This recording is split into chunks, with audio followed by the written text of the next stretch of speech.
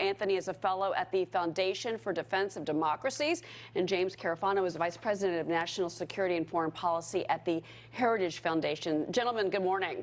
Good to be with you. Very early morning to both of you. And Anthony, I want to start with you. The main question here seems to be, is denuclearization on the table? Is this going to be what is part of this document when it is revealed?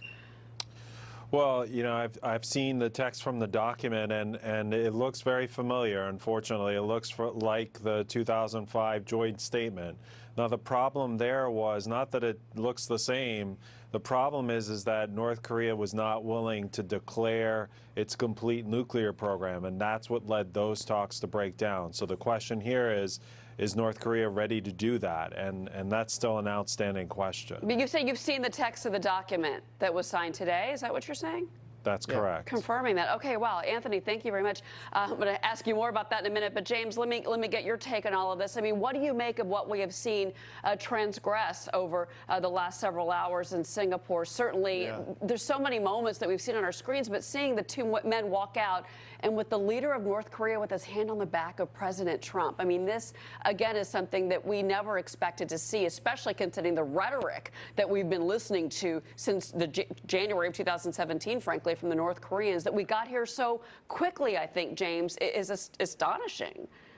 Well, look, I'm not surprised. I never thought we were on a path to a nuclear crisis simply because no side really wants to go there. So the question was, could this administration carve a credible diplomatic path? And their notion is this underlying strategy of maximum pressure. And then if the North Koreans wanted to come to the table and negotiate in good faith, we can go down there. Look, Anthony and I cheated.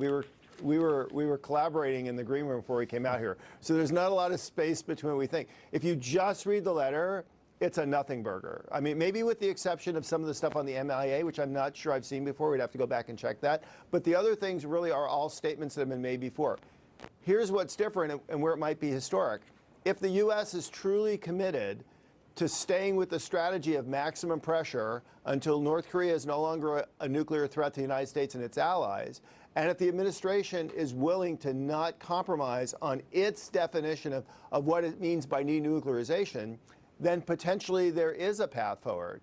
If not, we're just doing the Groundhog Day thing here. Okay, well then, Anthony, what do you make, since you've seen the text, what do you make of the rhetoric, the line that was in there from what we've seen in other reports from the North Koreans about security? That seemed to be a big sticking point for the North Koreans. He didn't want to be the next Muammar Gaddafi. They didn't want this to go the way of Libya. They want assurances from the United States and probably China as well that their security as a regime will stay intact as they go through what I'm assuming is going to be several more rounds of talks between at least lower level officials.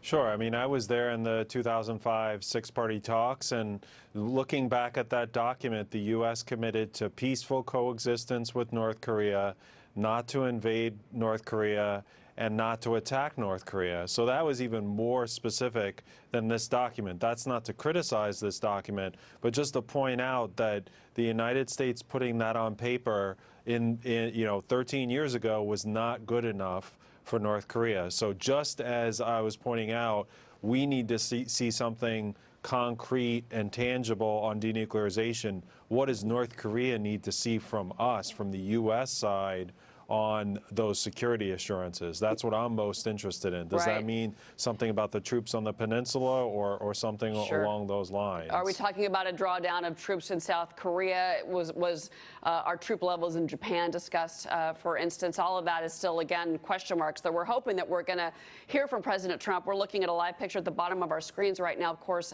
we are going to be taking that news conference live. We expect to see the president in the next hour. James, Anthony, really quick, in that document, is there any mention about the end of the Korean War? No, and that's important that it's not in there, right? Because if it had been in there, that would have been a disaster.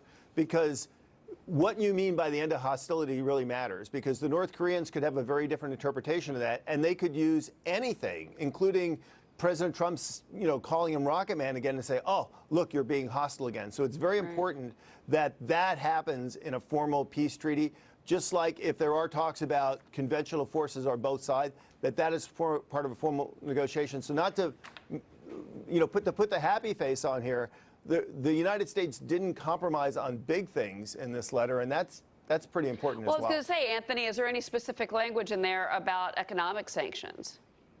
Not that I recall seeing that. I think Jim's right. The approach here should be look at maximum pressure and say there's a public element of that and there's a private element of that.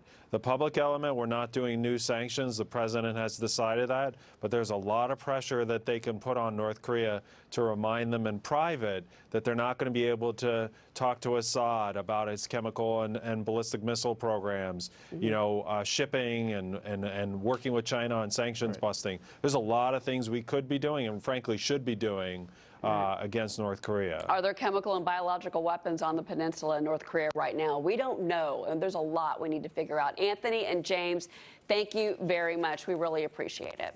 Good being with you. All right. Thanks, guys. Now let's turn to market reaction. We're seeing the U.S. stock index futures slightly higher right now. We're going to bring that up on the screen very shortly. And this is after President Trump